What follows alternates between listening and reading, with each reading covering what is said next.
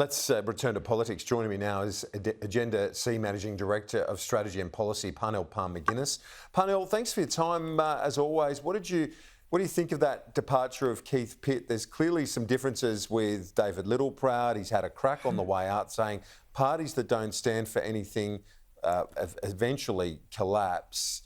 What do you think of that? Because I know the coalition's in the mix in the polls, but it seems some real tensions within the National Party as we head into the new year. Well, Keith Pitt has always been a conviction politician, and you really have to credit him with that, whether you agree with him or not. What he is talking about is he believes firmly, and frankly, the data backs him up, that coal is the cheapest form of energy.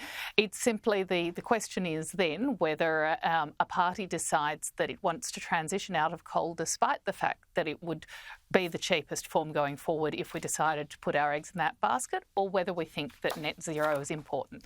So clearly David Littleproud embraces net zero, and Keith Pitt, who has a very practical engineering type mind, doesn't see that and doesn't feel that he wants to represent that anymore.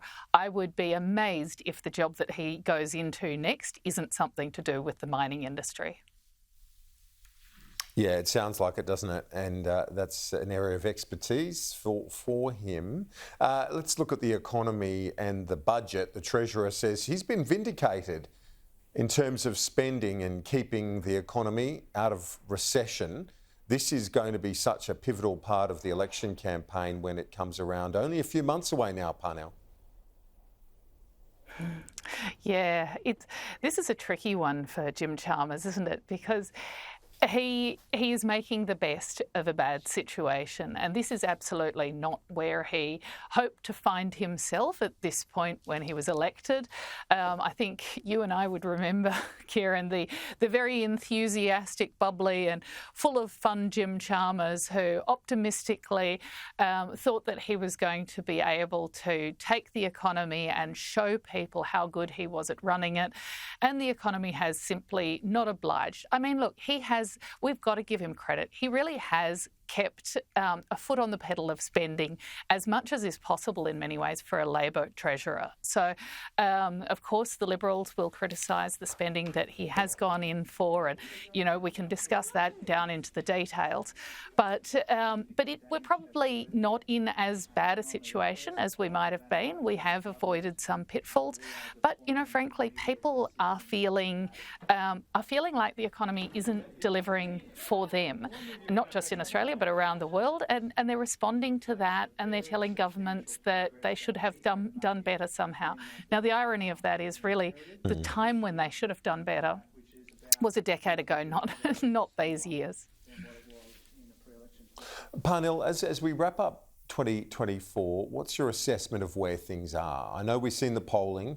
We see the quantitative polling, the numbers, the qualitative assessments of both leaders. What's your read on where we are in a political sense as we wrap up 2024? This is such an interesting one. I'm watching the teal seats really closely because, of course, you'll remember in the 2022 election, first of all, people were really against Scott Morrison. It was a very anti-Morrison feeling. But also women were looking for other women to represent them. They felt underrepresented in Parliament. So in a way, the teals who got elected were avatars for women who felt like they had been excluded from politics.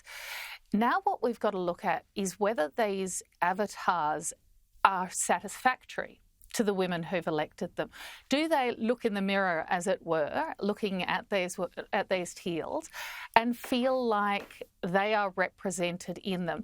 And of course, that's going to be very much on a case-by-case basis across the electorates, but that's where Dutton's opportunity is in many ways. So, you know, he probably doesn't have much of a hope in Wentworth, where Allegra Spender really does represent the feel and aspiration of a lot of female voters voters in that electorate, as well as more broadly her, the entire electorate, her male voters as well. But with some of the others, there's a question mark for me over that, whether women feel like that person has been a satisfactory replacement for another kind of champion. Now, of course, who's pre-selected into those roles is also going to make a big difference on whether they become winnable for the coalition or not. But yeah, as you say, close watch on those seats could be pivotal as to whether the coalition gets there or not. Parnell, thank you for your time today and throughout the year. We'll catch you next year. All the best for Christmas. Thank you very much for having me and for my team for watching.